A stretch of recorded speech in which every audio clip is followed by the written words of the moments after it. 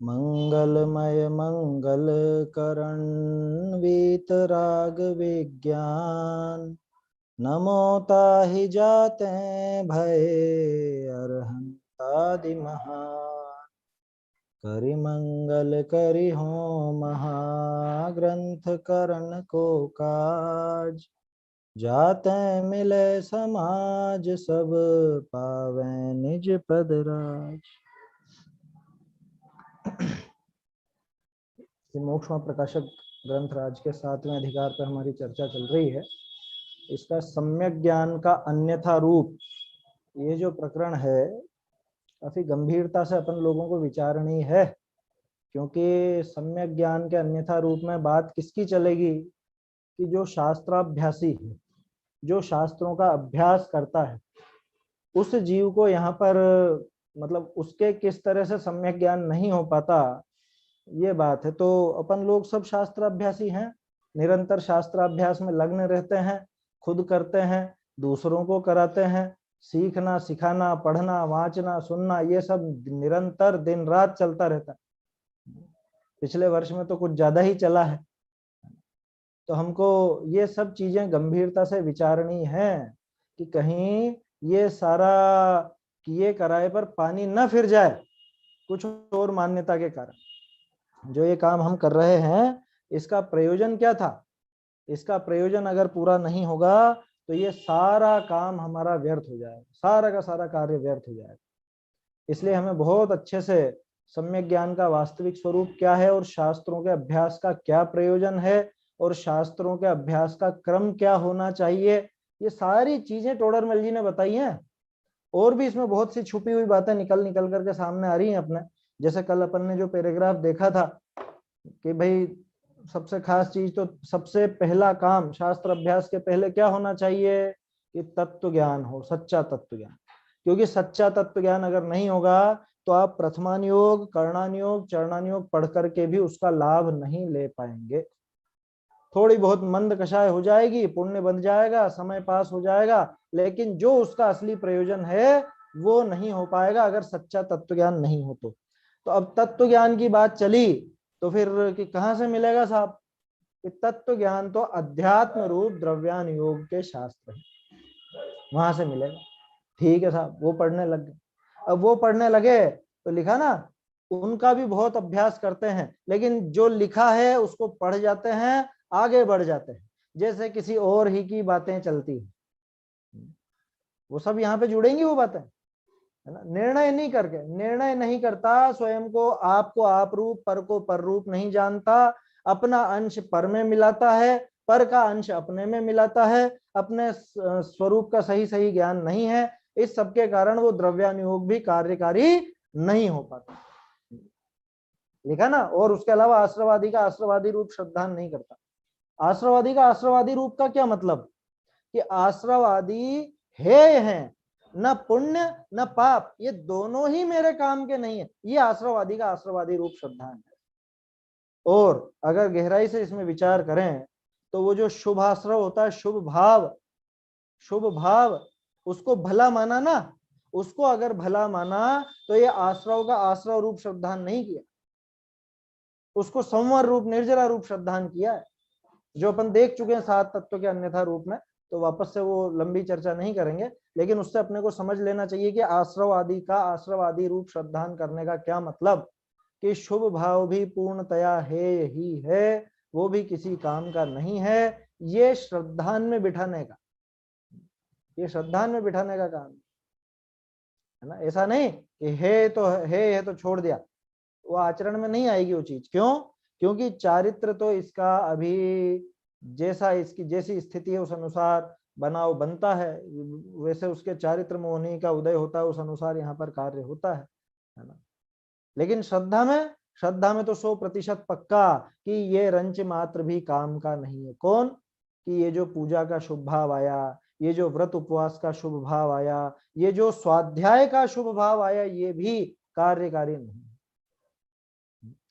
विष्कुंभ कहा ना प्रतिक्रमण आदि को, प्रतिक्रमण प्रत्याख्यान आदि को विष्कुंभ कहा समय सार जी में। तो क्या कह रहे हैं, इनका ऐसा श्रद्धान नहीं करते। मुख से तो यथावत निरूपण ऐसा भी करें जिसके उपदेश से अन्य जीव सम्यक दृष्टि हो जाए। मुंह से तो ऐसा भी निरूपण कर देवे, है ना, कि कितनी अच्छी लगती है शास्त्र सुनाने वाले की बातें। कोई भी सुना बहुत अच्छा लगता है, बहुत अच्छा लगता है।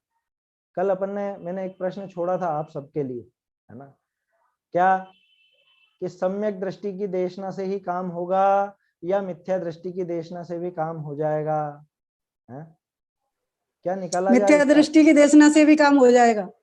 हो जाएगा, कैसे हो जाएगा? जी, जैसे मुनि मुद्रा को देखकर सम्यक दर्शन हो सकता है, प्रतिमा हाँ, को देख करके सम्यक दर्शन हो सकता है, तो मिथ्या देखो दृष्टि के उपदेश से मुनि मुद्रा तो सच्चे भावलिंगे दिगंबर मुनिराज की है।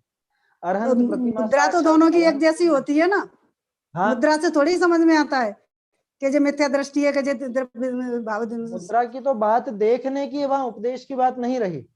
दूसरी बात कि वहां पे सच्चे मुनिराज की मुद्रा देखी गई है ना, साक्षात जैसे अरहंत की मुद्रा है वैसी देखी गई है, तो उसमें तो वीतरागता के ही दर्शन होते हैं। यहाँ बात है उपदेश की कि मिथ्या दृष्टि के उपदेश से होगा या नहीं होगा। अगर ये लाइन अपन पढ़ते हैं, इसका क्या अर्थ निकाले अपन? यथावत निरूपण ऐसा भी करे, कौन करे? मिथ्या दृष्टि की तो बात चल रही मिथ्या है। दृष्टि जिसके जी दिमाग में विपरीतता है वो ऐसा उपदेश करे कि जिसके उपदेश से अन्य जीव सम्यक दृष्टि हो जाए, लेकिन खुद खुद कैसा? वो लड़के जैसा।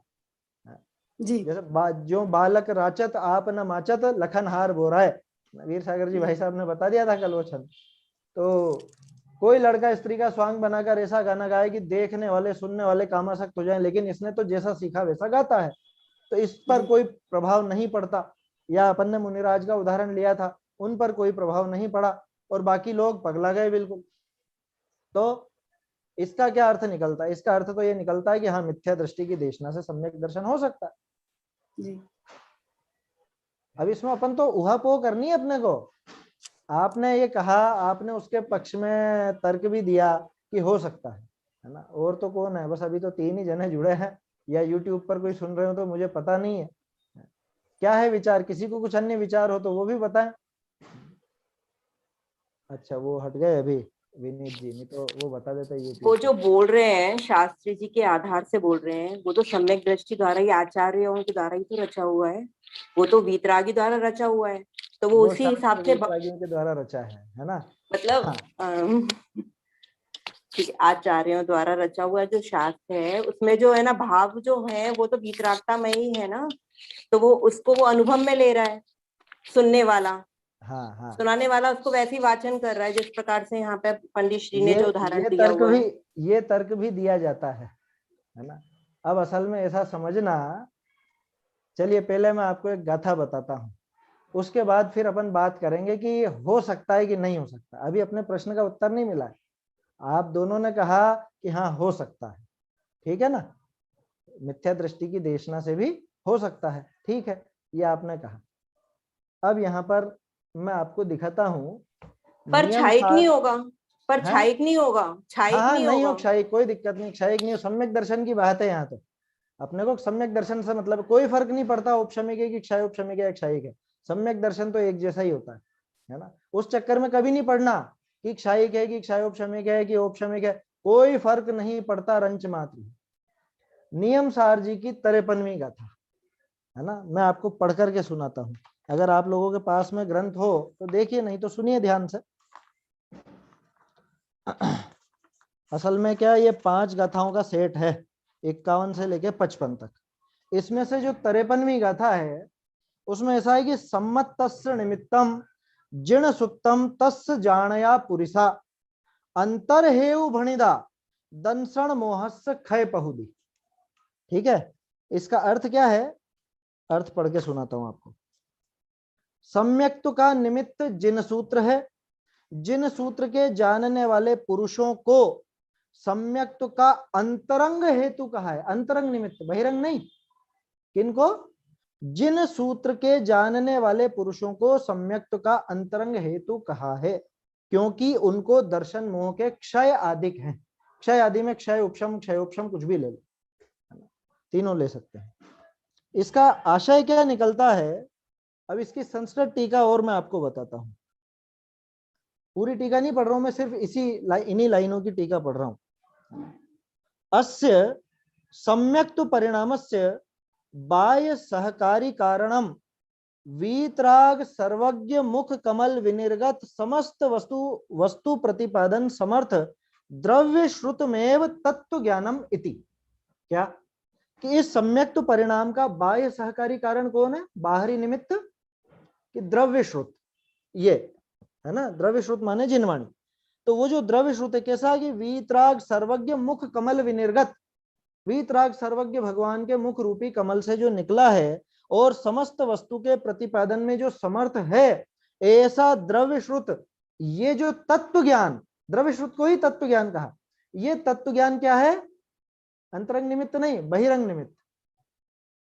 ये है बहिरंग निमित्त। अब ध्यान से देखना, ये बहुत अटपटी गाथा लगेगी आपको। ये मुमुक्षुवः ते अपि उपचारतः पदार्थ निर्णय हेतुत्वात् अंतरंग हेतवः इति उक्ताः दर्शन मोहने कर्म क्षय प्रभृते सकाशाद इति। क्या? और जो मुमुक्षु है, मुमुक्षु माने अपन नहीं, मुमुक्षु माने जो मोक्ष मार्ग में बढ़े हुए मुनिराज आदि हैं, वो आया समझ में? जिनके मोक्ष मार्ग का प्रारंभ हुआ है वो मुमुक्षु।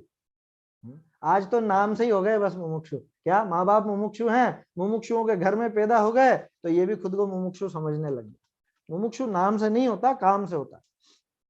तो क्या कह रहे हैं? ये मुमुक्षुव ते अपि उपचार था, वो भी उपचार से पदार्थ निर्णय का हेतुत्वात्, पदार्थ निर्णय करने के हेतु होने से अंतरंग हेतवः, क्या कहा इनको? कौन सा हेतु कहा?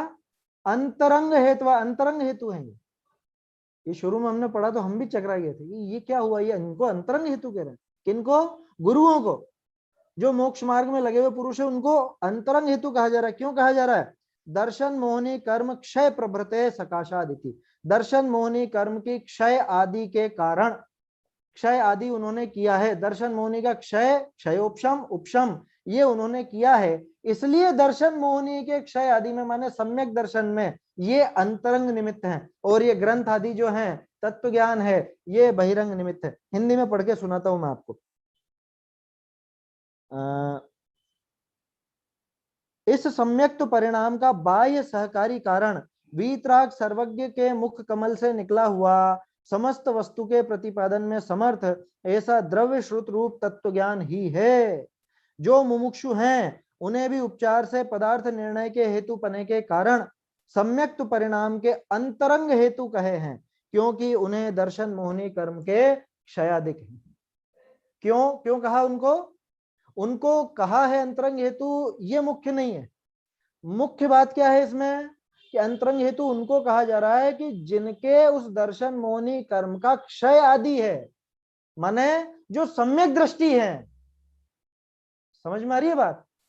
जो सम्यक दृष्टि है वो, इससे क्या फलित होता है कि सम्यक दृष्टि की ही देशना लगेगी, मिथ्या दृष्टि की देशना कभी लग नहीं सकती। अभी जो आपने तर्क दिया उस पर बात करेंगे अपन, है ना? जो आपने तर्क दिए उन पे भी अभी बात करेंगे। अभी पहले इस चीज को समझिए, सम्यक दृष्टि की देशना क्यों लगेगी, मिथ्या दृष्टि की क्यों नहीं लगेगी? क्योंकि सम्यक दृष्टि ने खुद ने वह काम किया है। समझ में आई बात? गांधी जी का उदाहरण है ना, वो माँ ले गई उस बच्चे को कि इसका गुड़ खाना छोड़ा दो, गुड़ बहुत खाता है, गुड़ बहुत खाता है, कि इसको 3 दिन बाद लेकर के आना। फिर 3 दिन बाद लाई वो उसकी माँ, तो क्या कहा उस बच्चे से कि बेटा गुड़ ज्यादा मत खाया, कम खाया कर। कि ये बात आप 3 दिन पहले नहीं कह सकते थे? कि मैं कह तो देता, इस पर प्रभाव नहीं पड़ता। क्यों? कि मैं खुद गुड़ खाता था बहुत, है ना? इसको अपन अपनी तरफ ऐसे घटित करके देखें। एक व्यक्ति जो रात में खुद खाता पीता है, बिल्कुल सीधा उदाहरण ले रहा हूं मैं, जो रात में खुद स्वयं खाता पीता है, वो दूसरे को उपदेश दे कि भैया रात में मत खाया कर, उसकी बात में कितना जोर रहेगा? और एक व्यक्ति वो जो रात में खुद पानी तक नहीं पीता, वो रात्रि भोजन के त्याग का उपदेश देगा। दोनों में से किसका ज्यादा जोर रहेगा और किसकी बात का असर पड़ेगा? जो रात्रि में नहीं खाता, जो खुद नहीं खाता। समझ में आ रही है बात? तो इसलिए आचार्य देव ने ये नियम सार जी की 53वीं गाथा। अब गुरुदेव और बाबूजी ये दोनों तो स्पष्ट कहते थे कि बिल्कुल भी नहीं होगा, लाख शास्त्र पढ़ लो अकेले नहीं होगा, बिना गुरु के, बिना सम्यक दृष्टि गुरु की देशना के होगा ही नहीं सम्यक दर्शन। फिर ये टोडरमल जी की बात झूठी पड़ जाएगी सर, है? या एक तर्क आप भी कह सकते हो, जैसा अभी आपने कहा है, क्या कहा कि शास्त्र तो उन्हीं के ही है ना, ज्ञानी गुरुओं के ही। जी शास्त्र तो ज्ञानियों के ही है, सम्यक दृष्टियों के ही है, उनकी बात पढ़ रहे हैं। सम्यक वो मिथ्या दृष्टि के कोई जेब की बात तो है नहीं, वो तो डाकिया जैसा काम कर रहा है बस। बहुत से विद्वान इस तरह का तर्क भी देते हैं क्या, कि वो तो डाकिये के समान कार्य कर रहा है, असली बात तो उनकी है। या इससे भी बढ़ के अपन कहते हैं कि आचार्य देव भी कैसे हुए हैं, उन्होंने भी पत्र पहुंचाने का काम किया है, चिट्ठी तो सीधे तीर्थंकरों के यहाँ से आई है ना। तो फिर इस बात को, इस देशना को मिथ्या दृष्टि की माना जाए या सम्यक दृष्टि की देशना माना जाए। और टोडरमल जी जो यहाँ कह रहे हैं, फिर इसका क्या अर्थ होगा कि सामने वाला वो भी सम्यक दृष्टि हो जाए। क्या उपदेश तो ऐसा दे जिसके उपदेश से अन्य जीव भी सम्यक दृष्टि हो जाए, तो खुद मिथ्या दृष्टि है लेकिन दूसरे को ऐसा उपदेश दे कि वो खुद सम्यक दृष्टि हो जाए, इसका क्या अर्थ है? इसका आशय ऐसा समझना, इसके लिए थोड़ा सा बारीकी अपने को वो समझनी पड़ेगी, जो अपन बोलते हैं ना निसर्गज और अधिगमज। तो कई बार अपनी चर्चा में ये भी आया है कि अधिगमज भी वास्तव में निसर्गज ही है और निसर्गज भी वास्तव में अधिगमज है। किसी को अगर निसर्गज भी हुआ है तो निश्चित रूप से उसने पहले तो कभी ना कभी कहीं ना कहीं वो उपदेश सुना ही है ना, उसके बिना नहीं होगा। वो ही बात यहाँ पर लगा, ये मिथ्या दृष्टि से वर्तमान में सुन करके भले हुआ हो, लेकिन वास्तव में उसी जीव को हो सकेगा कि जिसने पहले कभी सम्यक दृष्टि की देशना जरूर सुनी हो। समझ में आई बात? मिथ्या दृष्टि का साक्षात उपदेश सुने पहली बार नहीं होगा, नहीं होगा बिल्कुल, ये पक्का मान के चलो। बात समझ में आ रही है? सम्यक दृष्टि की देशना उसने पूर्व में कहीं ना कहीं सुनी है, किसी सम्यक दृष्टि गुरु की, साक्षात गुरु की, अथवा कोई सम्यक दृष्टि व्यक्ति की या तीर्थंकर आदि की, कहीं ना कहीं कुछ ना कुछ तो उसने ऐसा पहले सुना होगा, तभी जाकर के ये बात उसके असर करेगी, भले अभी सामने बोलने वाला मिथ्या दृष्टि है। समझ में आ रही है बात? ये सिद्धांत की बात है। अब कि फिर क्या करें, फिर तो ये निर्णय करें पहले कि सामने वाला सम्यक दृष्टि है या नहीं है? इस चक्कर में मत पड़ना, क्या अपने तो तत्व की रुचि जगाना और उसका अभ्यास करना है ना, और ये मान के चलना कि पहले निश्चित तौर पर हमने ये बात सुनी तब तो इतनी रुचि रही है, नहीं तो रुचती कहां से? बात समझ में आई जी? आज अगर हमको जिनवाणी रुच रही है, हमें इतनी प्रिय लग रही है, तो निश्चित रूप से पूर्व भाव का कुछ ना कुछ तो ये कनेक्शन है, कुछ ना कुछ तो कनेक्शन है। तो ये मान के चलना कि हमने तो सुना है तो अपने को तो अपना कल्याण कर लेना, उस मीमांसा में मत पड़ना कि अरे अपने को इनकी नहीं सुननी और उनकी सुननी, या उनकी नहीं सुननी उनकी सुननी। कि वो तो ठीक बात है, अपन परख लो कि सामने वाला सही सही बोलता है या नहीं, कहीं विपरीत तो नहीं बोल देता, उसका मूल भाव जो है उससे हट करके तो कुछ नहीं बता देता, इतनी परख तो जरूर कर लेना। लेकिन उस चक्कर में मत पड़ना कि पंडित जी को सम्यक दर्शन है कि नहीं, उससे अपना कुछ लाभ होने वाला नहीं है। बात समझ में आई? पंचम काल में पता कैसे चलेगा कि कौन सम्यक दृष्टि है? नहीं, सम्यक दृष्टि को तो पता चल जाएगा कि सामने वाला है या नहीं, है ना। जो जिस पद के लायक, हाँ उसको तो पता चल जाएगा। उसी हिसाब से देता है ना, कि बातों से तो ऐसा ही लगता है ना कि हाँ बिल्कुल ऐसा ही लगेगा। तो इसलिए आप उस मीमांसा में नहीं पढ़ना क्या कि ये है या नहीं है, उस चक्कर में नहीं पढ़ना। नहीं तो ऐसे कोई अगर अच्छा उपदेश भी, मतलब वो अच्छी तरह से खुलासा भी करता होगा तो आप सुन नहीं पाओगे, क्योंकि पहले तो आप वो निर्णय करो। या फिर ऐसा देख लो जैसे पता चल जाए कि अरे ये तो कुदेवी देवताओं के यहाँ भी जाता है, तुम नहीं सुनना उसको, वो वास्तव में गड़बड़ा देगा कहीं ना कहीं। अगर अपने को ऐसा पता चल जाए कि ये व्यक्ति जिनागम से विपरीत इसका आचरण है या जिनागम से विपरीत ये बोलता है, तो नहीं सुनना। यही है पहचान, और कोई पहचान नहीं है। समझ में ही बात? अभी जैसे मान लीजिए मैं आपके बारे में निर्णय करने बैठूं कि आपको सम्यक दर्शन है या नहीं, या आप मेरे बारे में निर्णय करने बैठो कि मुझे सम्यक दर्शन है या नहीं, ठीक है? तो क्या करोगे? मैं कहता हूं चलो आप सिद्ध करो कि मैं सम्यक दृष्टि नहीं। कैसे सिद्ध करोगे? नहीं कर पाएंगे। मेरा कुछ ऐसा विपरीत आचरण देखोगे तो कर पाओगे जी, है ना। या आपका मैं कोई ऐसा विपरीत आचरण देखूंगा, आपको कुदेवी देवताओं क्या जाता देखूंगा, आपको कुशास्त्रों का अभ्यास करते हुए या उनकी वाहवाही करते देखूंगा, तो मैं सोचूंगा कि हाँ ये नहीं हो सकता सम्यक दृष्टि। समझ में ही बात। जैसे इसको मैं इस तरह से कहता हूं कि जो हरे निशान और लाल निशान वाली दवाइयां आती है ना जी, लाल निशान वाली तो पक्का ये मांसाहार है, लेकिन हरे निशान वाली गारंटीड है क्या कि नहीं होगी नहीं, इसमें, क्योंकि कोई उनके यहाँ तो गारंटी अंडा भी शाकाहार में शामिल है। नहीं। समझ में आ रही है बात। हरे निशान जी। पे भरोसा नहीं कर सकते हैं, लाल निशान माने तो पक्का नहीं है, ठीक है। तो लाल निशान दिख गया तब तो अपन उसको 100% छोड़ ही देंगे। हरे निशान में संभावना दोनों तरह की बनती है। ऐसे ही यहां समझना कि विपरीत प्रवृत्ति दिखी, वो लाल निशान, क्या कुदेव कुगुरु कुशास्त्र आदि के पास जा रहा है, या उनके प्रति रुचि है, या उनकी प्रशंसा आदि है, या और कुछ बात है, विपरीत क्या कहें इसको, विपरीत व्याख्या करता है, उल्टा बोलता है जिनवाणी से, ये सब लाल निशान है। ये तो 100% पता चल गया कि इसको तो नहीं हो सकता समझ। और अब हम कैसे पहचान करें सामने वाला है या नहीं है ना। हालांकि पहचान करना कोई कार्यकारी नहीं है, फिर भी उसके अपने को कुछ चिन्ह दिखाए गए हैं। कौन से चिन्ह? सम्यक दर्शन के 8 अंग, 8 मद, 3 मूढ़ताओं का अभाव, है ना, 8 मद का अभाव, 6 अनायतन का अभाव। तो ये सब दिख रहा है, 25 दोष नहीं है, 8 अंग हैं, तो इसको सम्यक दर्शन हो सकता है, हो सकता है। संभावना पर अपन हाँ कर सकते हैं, 100% अपन हाँ नहीं कर सकते। 100% हाँ कौन कर सकता है? 100% हाँ तो वही कर सकेगा कि जो वास्तव में उस पद को भोग चुका होगा, या जो अभी उस पद में होगा। जैसे मुनिराज को पता चल जाता है कि सामने वाले मुनिराज का गुणस्थान है या गिर गया, है ना, ऐसे ही सम्यक दृष्टि को पता चल जाएगा कि सामने वाला समकिति है या नहीं, उन्हें पता चल जाएगा। खैर, अपनी मीमांसा उस बात को लेकर नहीं थी। अपना तो जो प्रश्न था क्या, कि ये मिथ्या दृष्टि होकर ऐसा उपदेश दे कि सामने वाला सम्यक दृष्टि हो जाए। तो वो कैसे हो जाए, कौन हो जाए? कि जिसने पहले निश्चित रूप से सुन रखा है सम्यक दृष्टि के मुंह से, ये पक्का मानिएगा आप। ऐसा है ना, भाव भाषण जो सुन रहा है, इतना अच्छा प्रवचन चल रहा है, और सुनने वाले को भाव भाषण हो जाए तो उसको सम्यक तो हो जाता है।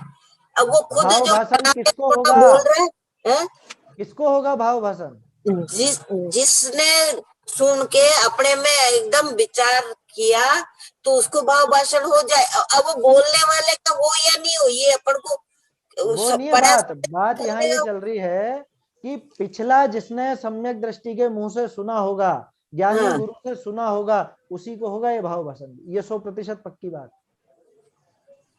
हाँ, पहले भी सुना समझा, पहले कभी सुना होगा तो ही होगा। कोई पहली बार आकर के बैठा है और सुनाने वाला भी मिथ्या दृष्टि है, ये अपने जीवन में पहली बार सुन रहा, नहीं होगा। हाँ, पहली बार नहीं होगा। पर वो जो सुनाने वाला है उसने तो जो सीखा है, समझा है, और वो और अच्छी शैली से प्रस्तुत कर रहा है, बता रहा है सबको, और खुद को बताने वाले को भाव भाषण नहीं, और सुनने वाले को हो जाता है। तो अपन नहीं पता लगा सकते ना कि ये मिथ्या दृष्टि से यहाँ पता लगाने की बात ही नहीं है। अपन को तो हो जाएगा, अपना भाव भाषण चाहिए, हो जाएगा, उसकी चिंता नहीं है। बात ये नहीं थी कि अपने को होगा या नहीं, बात ये है कि सम्यक दृष्टि ही चाहिए क्या देशना के लिए, सम्यक दर्शन के लिए? नहीं तो फिर कहाँ से लाएंगे? नहीं मिलेगा। चाहिए। पहले हो चुका ये मान के चलो। आप तो मैं ये कह रहा हूँ, आप अभी आपको 53वीं गाथा दिखाई ना, 53वीं गाथा नियम सार जी की, क्या आया उसमें कि साक्षात वो ज्ञानी गुरु ही उसका अंतरंग हेतु है। अंतरंग हेतु, बहिरंग भी नहीं कहा, अंतरंग हेतु कहा। और गुरुदेव और बाबूजी लगातार ये बात कहते थे। बाबूजी के पास तो जाकर खूब लोग कहते थे हम ये पढ़ लेंगे, ये पढ़ लेंगे, ये पढ़ लेंगे। लाख शास्त्र पढ़ लो, कुछ नहीं होगा। वो सीधा मना कर देते थे, है ना, क्योंकि बाबूजी तो सीधा जवाब दे देते थे, है ना, चाहे सामने वाले को अच्छा लगे चाहे नहीं लगे। लाख शास्त्र पढ़ लो, नहीं होगा। खूब पढ़ लो, नहीं होगा। ज्ञानी गुरु का योग जरूरी है। इसलिए सुनाने वाला कौन है उसकी परीक्षा भी कर लेना चाहिए। इतनी तो कर ही लेना चाहिए कि अगर अपने को विपरीतता नजर आ रही है तो सुनना छोड़ दो। जो तत्व ज्ञान से विमुख नहीं हो, जो तत्व ज्ञान वाला हो, उससे सुन लेना चाहिए। और जो तत्व ज्ञान से विमुख है उसकी तो बात कहाँ जमेगी? यही तो कह रहा हूं मैं। अब यहाँ पे कोई ऐसा आशय ले कि मिथ्या दृष्टि कैसा भी हो, कैसा भी बोले, उसकी नहीं, वाणी से हो जाएगा? नहीं होगा। पहली बात तो ये नहीं। समझना, नहीं होगा। दूसरी बात, वो मिथ्या दृष्टि अगर बिल्कुल सही सही व्याख्यान करता है तो हो जाएगा, कि तो भी नहीं होगा। किसको होगा? कि जिसने पहले सच्चे गुरु से, सम्यक ज्ञानी गुरु से सुन रखा है, उसी को होगा। उसमें यह सामर्थ्य है कि अभी वो मिथ्या दृष्टि के मुंह से सुन करके कर ले। आया समझ में? है ना? और ये पक्का मान के चलना कि अपने को पहले ज्ञानी गुरुओं का योग मिला है, ये पक्का मान के चलना, घबराना मत। क्यों? क्योंकि नहीं तो आप अभी इतनी रुचि से इसका अभ्यास नहीं करते। हाँ, पहला कुछ ना कुछ अपने को, कुछ ना कुछ तो योग बना है, नहीं तो ऐसी रुचि नहीं होती। हाँ, आया सही समझ है। में? ये मान के चलना, नहीं तो सारा अभ्यास छूट जाएगा। बाहर के चक्कर में लग जाएंगे, परख करने में बैठ जाएंगे फिर। हाँ, परख बस इतनी कर लेना, मोटी मोटी जो हाँ, ऊपरी बताई हाँ, है। वो, हाँ, आचार्यों वो। ने बहुत सीधा सीधा कथन किया है। आप उनके 8 अंगों से पकड़ सकते हो, आप उनके 3 मूर्ताओं से, सबसे पहली बात मैं तो यही कहता हूँ, 3 मूर्ता से पकड़ में आ जाता है कि ये व्यक्ति लोक मूर्ता में पड़ा हुआ है या नहीं। क्योंकि देव मूर्ता और शास्त्र मूर्ता, गुरु मूर्ता से तो बच जाते हैं, लोक मूर्ता से अच्छे अच्छे नहीं बचते। अच्छे अच्छे स्वाध्यायियों को देखा है मैंने, लोक मूर्ता से नहीं बच पाते, है ना? शादी ब्याह में, मरण मौत में, इनमें कुछ ना कुछ उनके दिमाग में फितूर चलता ही है, उनसे नहीं बच पाते, इसलिए इनसे बचना चाहिए। वो सारी अपन ने पहले छठे अधिकार के समय काफी विस्तार से चर्चा की है, तो वो बार बार अपन नहीं दोहराएंगे, है ना? तो परख तो उतनी मात्र कर लेना। और खास बात, मेरी नजर में तो एक ही परीक्षा का पैमाना है। तोडरमल जी ने जिस तरह से, जिस शैली पर, जिस लाइन पर चलकर व्याख्यान किया है, इससे विपरीत कहता हो वो झूठा वक्ता है। तो पुण्य में धर्म मान लो, हिंसा में धर्म मान लो। हाँ, ये बात बिल्कुल तवज्जो नहीं देना, बिल्कुल भी सुनने सही की है। आवश्यकता नहीं, देखने की आवश्यकता नहीं, जो ऐसी झूठी बात बोलता हो, जो निमित्त उपादान के संबंध में गलत बोलता हो, जो क्रमबद्ध पर्याय के संबंध में गलत बोलता हो, निश्चय व्यवहार के संबंध में विपरीतता हो, अरे पुण्य पाप के संबंध में गड़बड़ करता हो, जो फालतू में अन्य अन्य झूठी क्रियाएं करा के जिसमें धर्म बताता हो, वो बिल्कुल झूठा वक्ता है। उससे तो कभी नहीं होने वाला। सही है। जो कर सकता है उसको भी नहीं होने वाला, नहीं होगा, चक्कर में आने। आया समझ में? इसलिए ऐसों से तो दूर ही रहना। तो ये तो इस एक पंक्ति के ऊपर अपन ने एक विचार रखा था, है ना? आज संडे भी था तो मुझे लगा कि ठीक है, थोड़ा इस पर उहापोह हो तो अच्छी बात है ना? बढ़िया है। ये दिमाग में रख लीजिएगा कि ज्ञानी गुरु के बिना तो नहीं होगा, नहीं होगा, नहीं होगा, है ना? गुरुदेव हमेशा ये बात कहते थे। और ज्ञानी गुरुओं की व्याख्या चाहिए। समय सार में अमृत चंद्राचार्य की ही व्याख्या चलेगी, कोई एरे गेरे की व्याख्या नहीं चलेगी, ये समझ लीजिए, है ना? कोई सोचे कि मैं मेरी नई अलग से मेरी बना दूं या कुछ ऐसा कर दूं अलग ही कुछ लाइन पर चल करके, वो नहीं चलेगा, ऐसा समझ लीजिए। चलिए, तो ये जो बात आई थी, हाँ, पूर्व में ज्ञानी गुरु की होगी या वर्तमान में ज्ञानी गुरु की देशना चलेगी? है पूर्व में ज्ञानी गुरु की देशना चलेगी या वर्तमान में भी ज्ञानी गुरु की देशना काम में आएगी? कभी भी हो, ज्ञानी गुरु की देशना एक बार तो चाहिए ही चाहिए। वर्तमान में ये जो पंक्ति लिखी है ना कि निरूपण ऐसा भी करे जिसके उपदेश से अन्य जीव सम्यक दृष्टि हो जाए, तो ये किसकी बात है? मिथ्या दृष्टि। मिथ्या दृष्टि ऐसा निरूपण कर देता है कि सामने सुनने वाला सम्यक दृष्टि हो जाता है, ये खुद नहीं हो पाता। तो किसकी बात चल रही है? मिथ्या दृष्टि की देशना लग गई साहब इसको तो, फिर तो कि नहीं, इसको पहले निश्चित रूप से ज्ञानी गुरु की देशना मिली थी, वो देशना ये भूल चुका था। अभी इस मिथ्या दृष्टि की देशना से वो देशना से वो पिछला याद आ गया, पिछला याद आ गया, और उस अनुसार इसको वो ज्ञान हो गया। आप शायद थोड़ा लेट जुड़े। मैंने पहले कहा था कि जैसे अपन ने निसर्गज और अधिगमज के बारे में बात की थी कि निसर्गज भी वास्तव में अधिगमज ही है और अधिगमज भी वास्तव में निसर्गज ही है। क्योंकि साक्षात अगर आपको अधिगम भी हो रहा है, किसी के उपदेश से भी हो रहा है, तो भी पिछला मतलब अपने स्वभाव से स्वयं ने तो किया है, तो वो अधिगम वाला भी निसर्ग से ही हुआ है। और किसी को बिना कोई निमित्त दिखे या बाहर में कोई निमित्त नहीं दिख रहा है और तब उसको होता है, तो भी पिछला कुछ ना कुछ उपदेश उसको ख्याल में जरूर है ना। वो तुषमाश भिन्नम, या उड़द और छिलका, तो उड़द और छिलके से सम्यक दर्शन हो जाता है शिवभूति मुनिराज को? उड़द और छिलके से नहीं हो सकता। वो पहले कहीं ना कहीं पहले से ज्ञानी की जरूर सुनी थी, उसके बिना नहीं हो सकता। ऐसा समझना है। तो आपने जो कहा कि वर्तमान में चाहिए कि पहले चाहिए, कि कभी भी हो उसको ज्ञानी की देशना तो चाहिए ही चाहिए, है ना। नियम सार गाथा 53 में तो ज्ञानी गुरु को साक्षात अंतरंग हेतु कहा। अंतरंग हेतु किसका? सम्यक दर्शन का। सम्यक दर्शन का अंतरंग हेतु उसको बताया गया। तो ये अपने को विचार करना चाहिए, समझना चाहिए। खैर ये एक चर्चा का अच्छा विषय था, इसलिए इस पर अपन ने थोड़ा विस्तार से चर्चा की है। चलिए अब आगे बढ़ते हैं अपन। तो क्या कहा कि इतना सब उपदेश आदि सब कर लेता है, उपदेश भी देता है ना, जैसा लिखा है वैसा ही, कुछ अलग हटके नहीं बोल रहा, सही सही बोल रहा है। परंतु स्वयं अनुभव नहीं करता। कैसा अनुभव नहीं करता? आपको आप रूप नहीं जानता, अपना स्वरूप पर में मिलाना, पर का स्वरूप अपने में मिलाना, ये इसके लगातार चलता रहता है। कहाँ चलता रहता है? दैनिक जीवन में। व्याख्या में नहीं, व्याख्या में तो सही सही बोलेगा, है ना, व्याख्या में तो पूरा कथन सही आएगा, लेकिन दैनिक जीवन में उसके दिन भर यही चलता रहता है, ये मैं और ये मेरा और मैं इनका करता, या फिर ये मेरे कर्ता भोक्ता इत्यादि, ये सारी बातें। यदि स्वयं को श्रद्धान हुआ होता तो अन्य तत्व का अंश अन्य तत्व में न मिलाता, है ना, जबकि ये तो मिला रहा है, परंतु इसका ठिकाना नहीं है, इसलिए सम्यक ज्ञान नहीं होता, इसलिए इसको सम्यक ज्ञान नहीं होता है। चलिए आगे बढ़ते हैं। ये पैराग्राफ तो कल तक अपन ने पढ़ लिया था, वो तो अतिरिक्त एक चर्चा थी, इसलिए उस पर थोड़ा सा अपन ने जोर दिया। आगे बढ़ते हैं।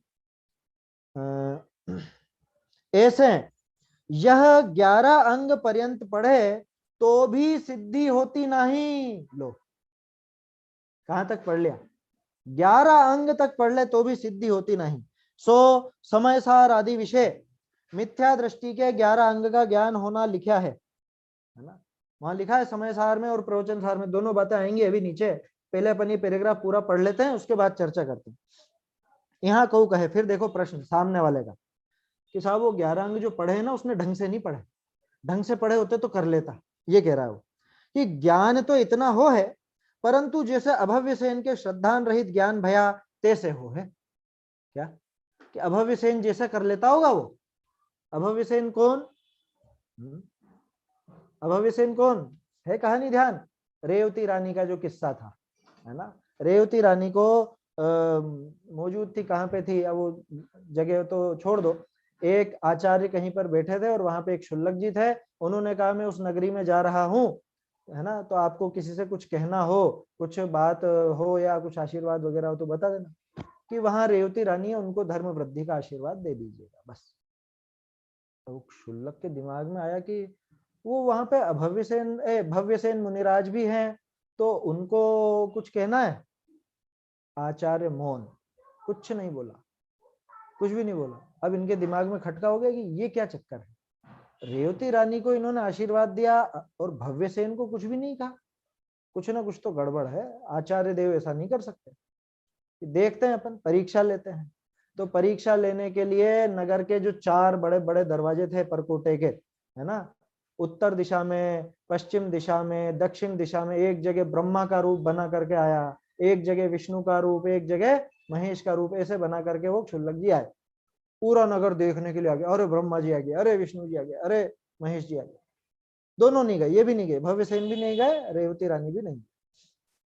अब इन्होंने कहा कि एक काम करते हैं, जैन तीर्थंकर का अपन वेश बना करके जाते।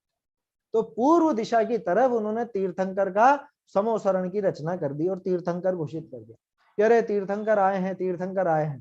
तो सारी जनता उमड़ पड़ी समोसरण देखने के लिए, और भव्यसेन भी उमड़ पड़े, रेवती रानी नहीं गई। अच्छा, तीर्थंकर का क्यों बनाया? तीर्थंकर का इसीलिए बनाया क्योंकि 24 हो चुके थे, 25वां तीर्थंकर मानना वो मूढ़ता में शामिल। अगर सामान्य अरहंत की गंधकुटी बनाते ना तो रेवती रानी जा सकती थी, क्योंकि अरहंत होने में तो कोई बाधा नहीं थी, अरहंत तो हो ही सकते थे, हुए भी थे महावीर स्वामी के बाद। तो इसलिए उन्होंने तीर्थंकर का बनाया कि 25वें तीर्थंकर का समोसरण लगा है, देखें कौन कौन आता है। और रास्ते में जान करके, है ना, 2 कथानक आते हैं, एक जगह तो वो घास का आता है और एक जगह पानी का आता है, कि पानी ऐसा फैला हुआ था समोसरण के रास्ते में, अथवा घास हो रही थी। तो वो भव्यसेन ने देखा कि हाँ इनमें एकेंद्रीय जीव होते हैं, तो एकेंद्रीय जीव में उतना घात नहीं होता है, त्रस्त जीवों का घात तो है ही नहीं, तो इन पर तो चल सकते हैं अपन। या पानी का हो तो समझ लेना कि हाँ जल का एक जीव है, केंद्रीय जीव है, चलो अपन तो क्या फर्क पड़ता है। ऐसा करके वो उस पानी में से अथवा उस घास पर से होकर के वहां समोसरण में प्रवेश किया। तो वो क्षुल्लक जी समझ गए कि ये इतना प्रमादी है अथवा इतना इसके मन में शिथिलता है, ये भव्य सेन नहीं है, ये अभव्य सेन है। और वो भव्य सेन 11 अंग 9 पूर्व का पाठी था, पता है आपको। वो भव्य सेन जो थे वो 11 अंग 9 पूर्व के पाठी थे, लेकिन वो क्षुल्लक जी ने उनको नाम दे दिया कि ये तो अभव्य सेन है, ये भव्य सेन नहीं। समझ में आया? तो वो अभव्य सेन का किस्सा है। तो क्या कह रहे हैं, क्या करा सामने वाले ने प्रश्न, कह रहे वो तो जैसे अभव्य सेन के श्रद्धान रहित ज्ञान हुआ, जैसे अभव्य सेन को नहीं हुआ था, श्रद्धान रहित हुआ था, वैसे ही हुआ होगा। ताका समाधान, अरे वह तो पापी था, जाके हिंसादि की प्रवृत्ति का भय नहीं। आई ना बात समझ में कि हाँ एकेंद्रीय जीवों के ही तो घात हो रहा है, हिंसा की प्रवृत्ति का भय नहीं। परंतु जो जीव ग्रैवेक आदि विषय जाए है, ताके ऐसा ज्ञान हो है, सो तो श्रद्धान रहित नहीं। अभव्य सेन क्या 9वें ग्रैवेक तक जा पाया था क्या? वो नहीं जा सकता था। 9वें ग्रैवेक तक जाने वाला वो क्या श्रद्धान रहित होता है क्या उसको ज्ञान? श्रद्धान का अर्थ यहाँ पे सम्यक दर्शन से मत लेना, श्रद्धान का अर्थ कि हाँ ये ही सच्चे हैं, बस इतना मात्र। वाक्य तो ऐसा ही श्रद्धान है कि एक ग्रंथ साचे हैं, परंतु तत्व श्रद्धान साचा न भया। देवशास गुरु पर तो पक्की श्रद्धा है, देवशास गुरु पे श्रद्धा में कमी नहीं है, लेकिन 7 तत्वों का यथार्थ श्रद्धान नहीं हुआ। समय सार विषय एक ही जीव के धर्म का श्रद्धान, एकादशांग का ज्ञान, महाव्रतादिक का पालना लिखा है। प्रवचन सार विषय ऐसा लिखा है, आगम ज्ञान ऐसा भया, जा करी सर्व पदार्थनी को हस्तामलक वत जाने है। ये भी जाने है इनका जानन हारा मैं हूं, परंतु मैं ज्ञान स्वरूप हूं, ऐसा आपको पर द्रव्य ते भिन्न केवल चैतन्य द्रव्य नाही अनुभवे है। ताते आत्मज्ञान शून्य आगम ज्ञान भी कार्यकारी नहीं। या प्रकार या के सम्यक ज्ञान के अर्थ ही जैन शास्त्रनी का अभ्यास करे है, तो भी या के सम्यक ज्ञान नहीं। या ये अपन ने भी पढ़ लिया, अब इसको अपन थोड़ा सा देखते हैं। देखो भव्य सेन अभव्य सेन वाला प्रश्न तो समझ में आ गया होगा। क्या कहा सामने वाले ने, क्या कहा था, अरे निशा वो क्या है, उसने ऐसा होगा वो अभव्य सेन जैसा, पढ़ने के बाद भी। तो क्या जवाब दिया टोडरमल जी ने, कह रहा अभव्य सेन वो तो पापी था, उसके सच्चा श्रद्धान था कहाँ। जबकि हम जिसकी बात कर रहे हैं, किसकी, 11 अंग और 9 पूर्व का पाठी, जो कि वहां तक जाता है 9वें ग्रैवेक तक जाता है। तो 9वें ग्रैवेक तक ऐसे ढुलमुल रवैये से नहीं जा सकता। आया समझ में? ऐसी झूठी, मतलब जिसको सच्ची श्रद्धा ना हो, जिसको दृढ़ता नहीं हो धर्म में, जो पाप और पुण्य का, मतलब पाप का भी जिसको भय नहीं हो, वो जीव नहीं जाता कभी भी। वो तो पूरे 5 महाव्रतों का निरतिचार पालन करते हैं जो 9वें ग्रैवेक में जाते। उनके 28 मूल गुणों में रंच मात्र भी कमी नहीं होती। वो श्रावक द्वारा पूज्य हैं, समझ में आई बात। 28 मूल गुणों का यथावत पालन जो कर रहे हैं, उनकी बात चल रही है। वो तो श्रावक द्वारा पूज्य हैं, और वो 9वें ग्रैवेक तक जा रहे हैं, तो वो ऐसे ढुलमुल श्रद्धान से तो नहीं जा सकते, या पाप रूप प्रवृत्ति से तो नहीं जा सकते। तो कहने का अर्थ यह है कि ज्ञान तो पूरा हुआ उसको 11 अंग और 9 पूर्व तक का भी, लेकिन वो ज्ञान तब भी कार्यकारी नहीं रहा। क्यों नहीं रहा? तत्वार्थ श्रद्धान नहीं होने के कारण। सच्चा श्रद्धान नहीं होने के कारण वो 11 अंग 9 पूर्व का ज्ञान भी व्यर्थ चला जाता है। कहाँ कहा है? टोडरमल जी ने कहा है? नहीं कहा टोडरमल जी ने। टोडरमल जी ने तो समय सार और प्रवचन सार जी में जो बात आई है उसका खुलासा किया। अब कहाँ किया है वो मैं आपको बताता हूँ, है ना। मैंने वो देखा, मुझे खुद को विकल्प था कि ये चीज सामने आनी चाहिए, क्योंकि अपन क्या टोडरमल जी का पढ़ते हैं, टोडरमल जी पर अपने को बिल्कुल पूरी श्रद्धा है। लेकिन जहां जहां टोडरमल जी खुद इशारा कर रहे हैं कि समय सार जी में ऐसा लिखा है, प्रवचन सार जी में ऐसा लिखा है, तो अपने को एक बार कम से कम वो खोल के तो देखना चाहिए ना। अपन तो सीधे पड़ जाते, इससे टोडरमल जी पर भी श्रद्धा दृढ़ होगी, और जब अपन ये बात सामने वाले से कहेंगे तो उतनी ही दृढ़ता अपने में भी आ सकेगी। खैर, प्रयोजन सामने वाले को समझाने का नहीं होना चाहिए, प्रयोजन तो अपनी श्रद्धा दृढ़ करने का ही रहना चाहिए। पहले अपन देखते हैं समय सारजी में। समय सारजी की जो 274-75 गाथा है, 273, 274, 275, ये 3 गाथाएं हैं।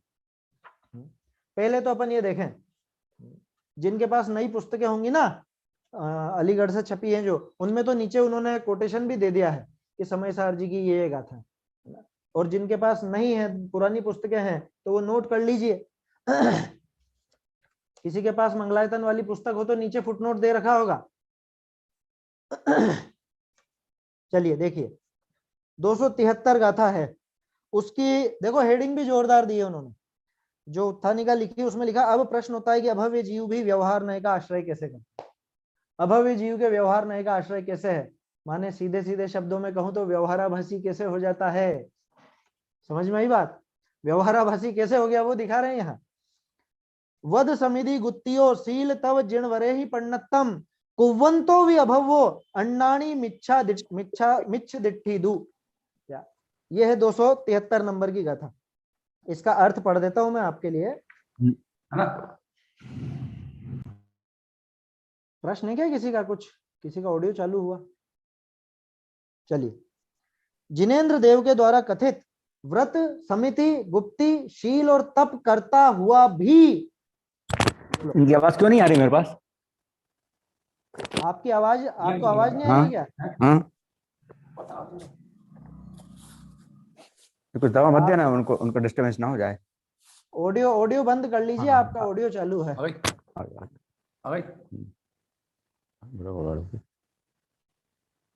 चलिए,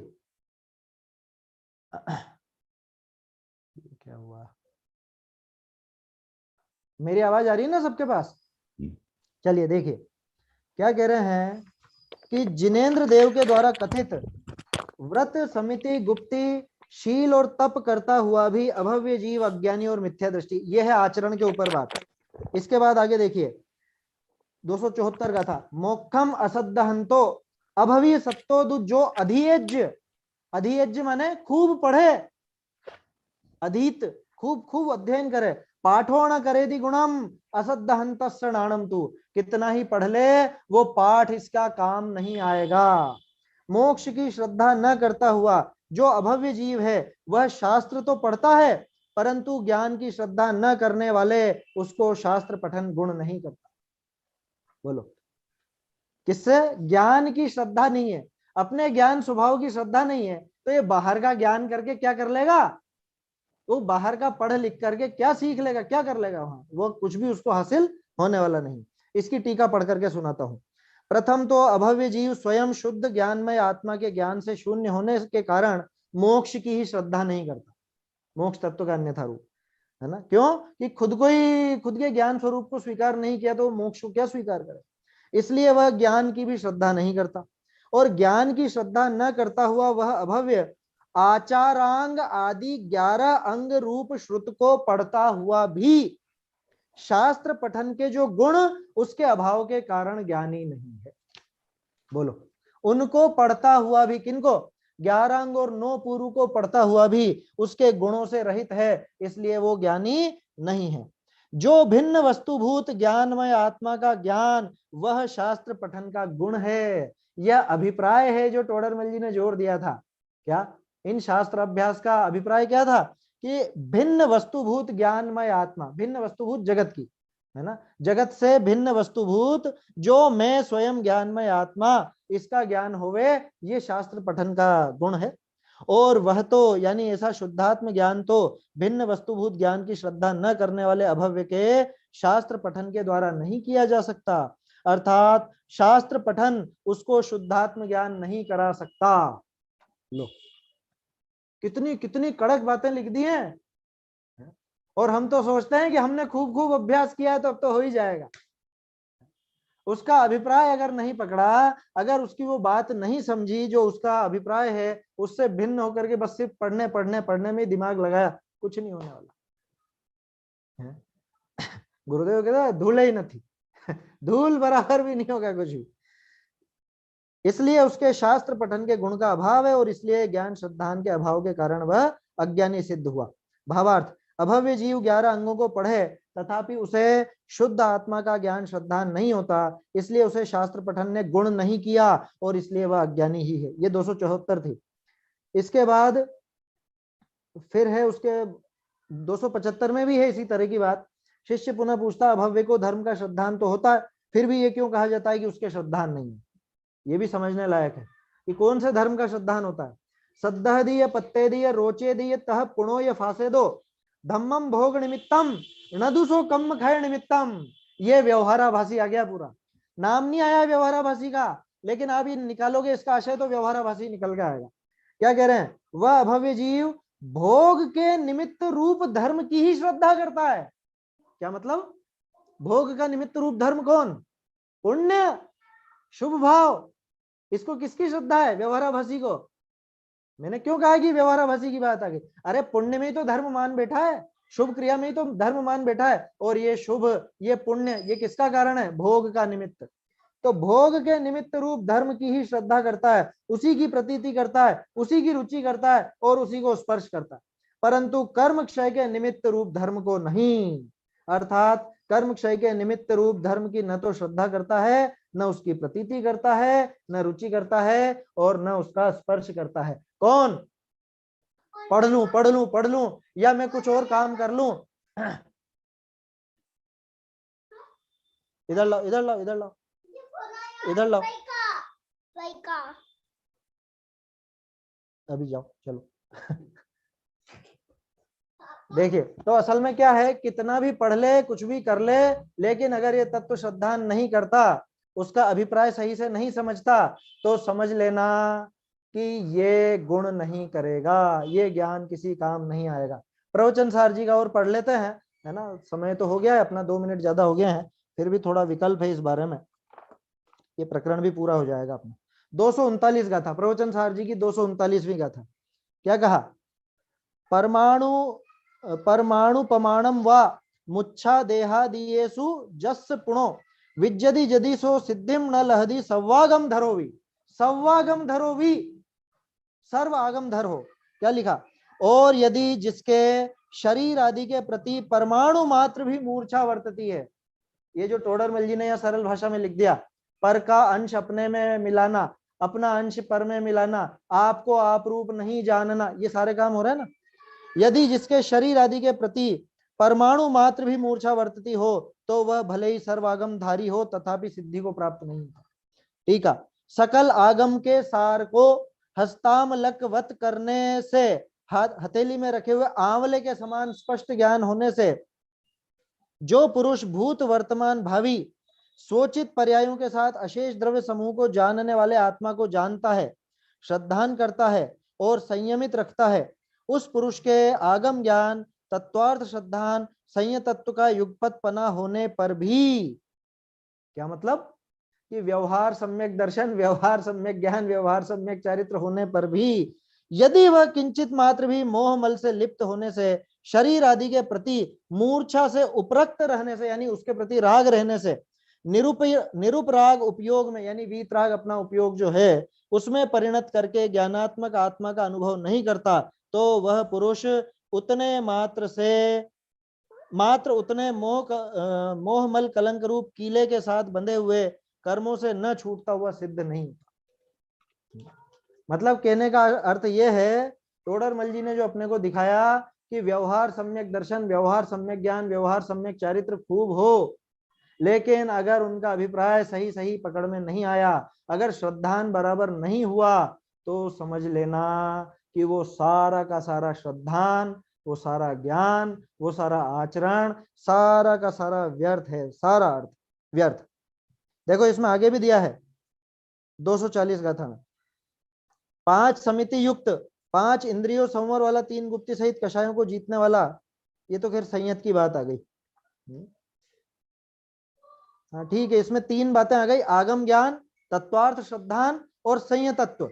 आगम ज्ञान शास्त्रों का अभ्यास, तत्वार्थ श्रद्धान ऊपरी जो भी टोडरमल जी ने बता दिया कि उपदेश ऐसा दे कि दूसरा भी समझ जावे, दूसरा भी सम्यक दृष्टि हो जाए वैसा, और संयत तत्व बाहर में व्रतशील, संयम, आचरण सब बहुत अच्छा हो। इन सबका युगपत पना भी अकिंचित कर ही है, अकिंचित कर ही लगा दिया, किसने? कुंद कुंदाचार्य ने, अमृत चंद्राचार्य। टोडरमल जी ने तो सिर्फ उस विषय को सामने रखा है, और हम लोग सोचते हैं कि ये टोडरमल जी पता नहीं क्या क्या बोले जाते। लोगों के दिमाग में ऐसा बैठा है कि टोडरमल जी कुछ अलग से ही बता दे। ऐसा नहीं है। क्या कहा है ना, देखिए इसी पैराग्राफ में अपने मोक्ष प्रकाशक के समय सार में एक ही जीव के धर्म का श्रद्धान, 11 अंग का ज्ञान, महाव्रत आदि का पालन करना लिखा है। ये देख लिया अपन ने 274-75 का था। प्रवचन सार में ऐसा लिखा है, आगम ज्ञान ऐसा हुआ कि जिसके द्वारा सर्व पदार्थों को हस्तामलकवत जानता, हाथ पे रखे हुए आंवले के समान।